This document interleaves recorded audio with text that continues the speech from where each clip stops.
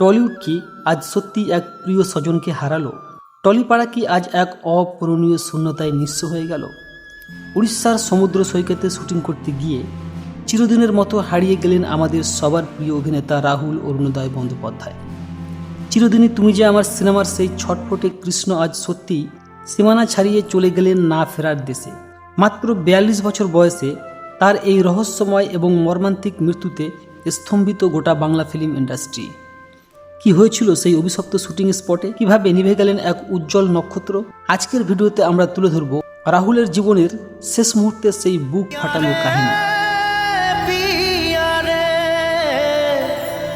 এই গানের সুর শুনলেই চোখের সামনে ভেসে ওঠে এক সাধারণ ছেলের অসামান্য প্রেমের গল্প, যে ছেলেটি তার অভিনয় দিয়ে জয় করেছিলেন কোটি মানুষের হৃদয়।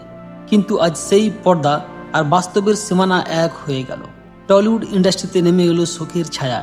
আমাদের সবার প্রিয় অভিনেতা রাহুল অরুণোদয় বন্দ্যোপাধ্যায় আর নেই। তার এই অকাল প্রয়াণে টলিউডে নেমে এলো এক গভীর অন্ধকার। 1983 সালে কলকাতার এক সাংস্কৃতিক পরিবারে জন্ম নেওয়া সেই ছোট্ট রাহুল যে একদিন বড় পর্দায় কৃষ্ণ হিসেবে বাঙালির ড্রয়িং রুমে জায়গা করে নেবেন, তা হয়তো তখনও কেউ ভাবেনি। 29শে মার্চ 2026 তারিখটা টলিউড প্রেমীর কাছে এলো এক কালো দিন হয়ে। উড়িষ্যার তালসাড়ির সমুদ্র সৈকতে চলছিল তার নতুন ধারাবাহিক ভোলে বাবা পার কারেগার শুটিং। জানা গেছে শুটিং শেষ হওয়ার পর তিনি অতিরিক্ত শট নিতে বা জলের কাছাকাছি গিয়েছিলেন তিনি। সেখানেই ঘটে যায় এই মর্মান্তিক দুর্ঘটনা। একটি স্পিড বোট থেকে পড়ে গিয়ে অথবা জলে ডুবে গিয়ে তিনি নিখোঁজ হয়ে যান। উদ্ধারকারী দল দ্রুত তাকে উদ্ধার করে দীঘা হাসপাতালে নিয়ে গেলে চিকিৎসকরা তাকে মৃত বলে ঘোষণা করেন। মাত্র 42 বছর বয়সেই থমকে গেল এই উজ্জ্বল নক্ষত্রের যাত্রা।